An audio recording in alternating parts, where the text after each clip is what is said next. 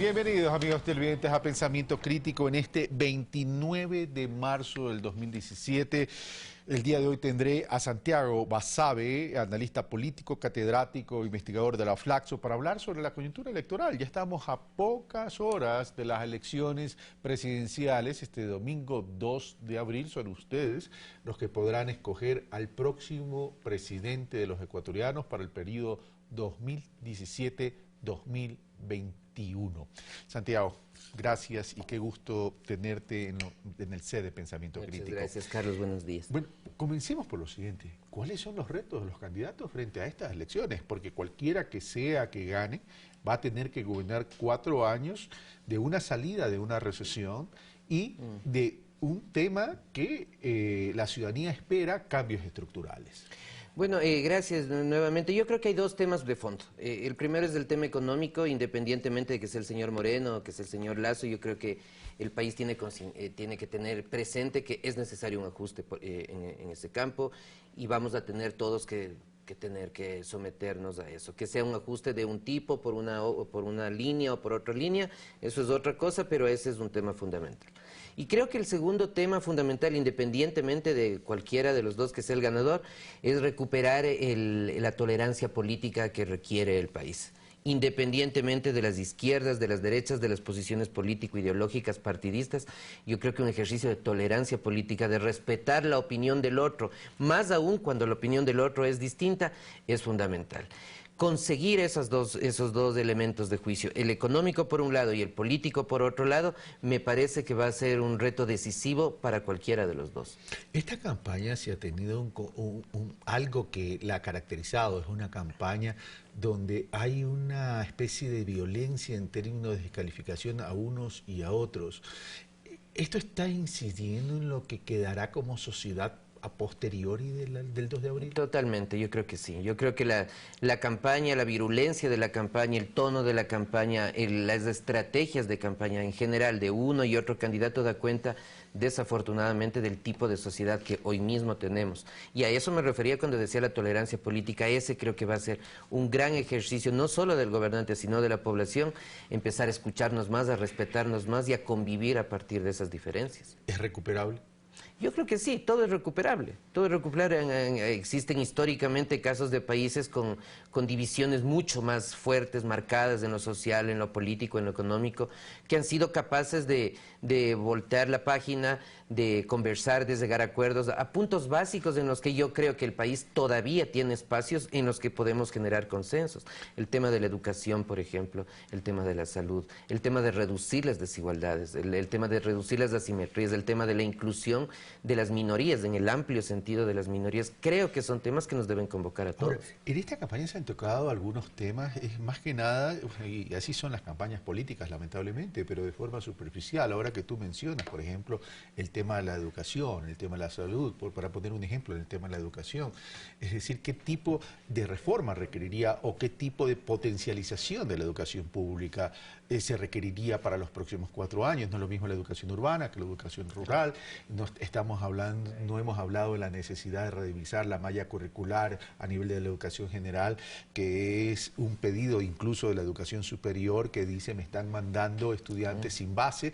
No hemos hablado de la deserción, no hemos hablado de un alfabetismo que hay que erradicar. Es decir, en ese sentido, esta campaña, ¿qué te deja a ti, aparte de lo que ya hemos hablado? Bueno, en ese sentido creo que la campaña ha sido vacía, de lado y lado. En el tema de la educación, que es clave, por ejemplo, me parece que un gran programa, independientemente del gobierno, donde establezcamos una educación gratuita, laica y de primer nivel en términos de calidad, es un elemento de juicio clave que yo no escuché en ninguno de los dos candidatos una discusión más profunda. Se centró ahora, y esto es atípico, en el tema de la educación superior, que evidentemente es fundamental, pero para que la educación superior mejore en un país, en este o en cualquiera, se requiere una educación básica y media de calidad. Entonces son temas que fueron abordados de forma tangencial por uno y otro candidato, se concentraron más en la cuestión de capturar estos porcentajes de votos que le hacen falta todavía al señor Lasso y al señor Moreno, y creo que desafortunadamente estamos ya muy poco tiempo como para que esta campaña pueda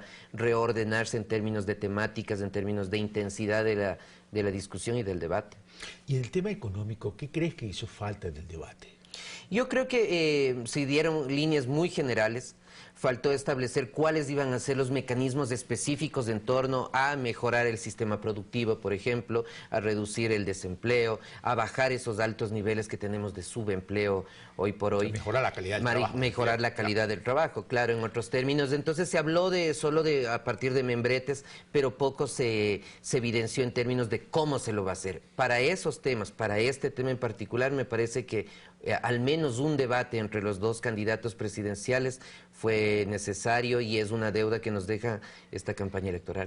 Ahora, otro tema que se caracterizó en esta campaña electoral fue el tema de la corrupción. ¿Fue abordado de forma responsable el tema de la corrupción?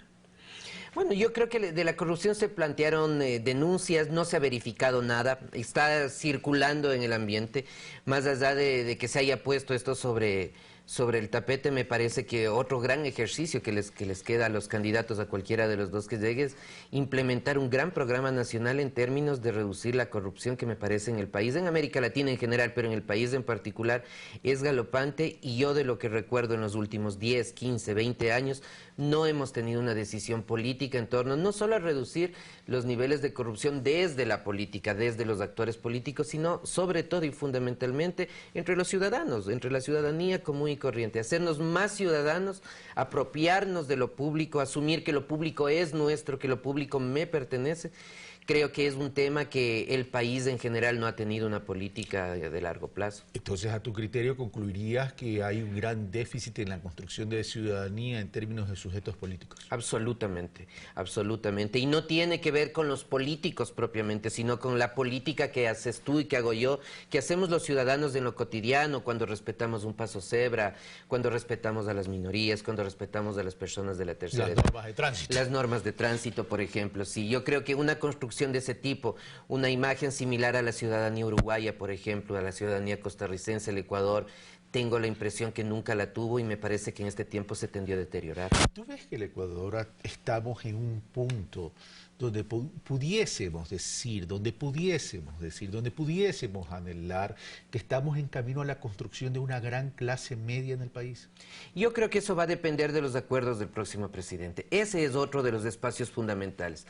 Establecer una clase media, no solo que sea pujante en términos económicos, que eso es fundamental, es básico, sino también en la posibilidad de los acuerdos, insisto, de los consensos, de discutir, de tensionar, pero tolerarnos y generar esencialmente ciudadanos que tengan una visión de país más allá de las posiciones políticas que podamos tener unos y otros, pero que tengamos una vocación de país, que la corrupción sea un antivalor, que la corrupción sea mal vista, sea mal observada y que a partir de eso, independientemente de las posiciones ideológicas, del país pueda salir adelante. Ahora, ¿cómo ves la gobernabilidad en los próximos 4 años en los dos escenarios? Porque es evidente que cuando hay dos candidatos, cualquiera puede ganar, cualquiera puede perder, independientemente de lo que digan las encuestas. Pero ¿cómo ves esa gobernabilidad? A ver, yo creo que en el caso de que el señor Moreno llegue a la presidencia, tendrá una relación más fluida con la Asamblea, tiene una mayoría, no una mayoría como la que está ahora mismo con Alianza País, pero creo que de alguna manera se le podrá facilitar el trabajo. Ahí va a ser clave el papel de la oposición. Entonces, ahí se va a someter al escrutinio público qué tipo de oposición va a plantear qué tipo de oposición va a plantear el Partido Social Cristiano y los legisladores en menor medida que están ahí, Izquierda Democrática, por ejemplo. Del otro lado, en el segundo escenario, en el caso de que el señor Lasso gane, habrá más dificultades, habrá mayor tensión. Yo no creería que esto pueda llegar a pensarse en las conocidas con anterioridad pugnas de poderes, porque al final el diseño institucional del Ecuador establece para el presidente de la República, independientemente de quién sea, muchos poderes no solo institucionales, sino fundamentalmente presupuestarios.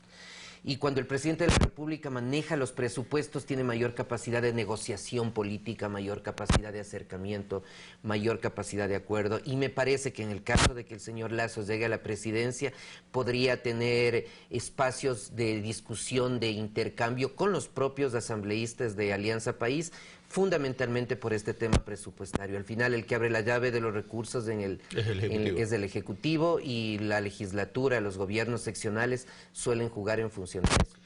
¿Qué rol crees tú que va a tener el tema local, territorial en los próximos 4 años? Va a ser fundamental. Yo creo que el tema territorial siempre fue importante en el país. En general tenemos el error o al menos la omisión de observar solamente desde lo nacional, cuando la política propiamente me parece que se hace en lo local. Decimos, por ejemplo, hay una ausencia de líderes políticos a nivel nacional. Eso puede pasar observado a nivel macro, pero si tú observas en las provincias, en las ciudades, no necesariamente en las capitales, hay liderazgos políticos muy fuertes, importantes, liderazgos de 15, 20, 25 años manejando la vida política. Entonces yo creo que la generación de la política en el país se ha dado desde lo local desde siempre, sino que lo hemos invisibilizado. Y yo creo que esa lógica y esa dinámica se va a mantener. ¿Se ha invisibilizado o no se ha articulado de una forma adecuada?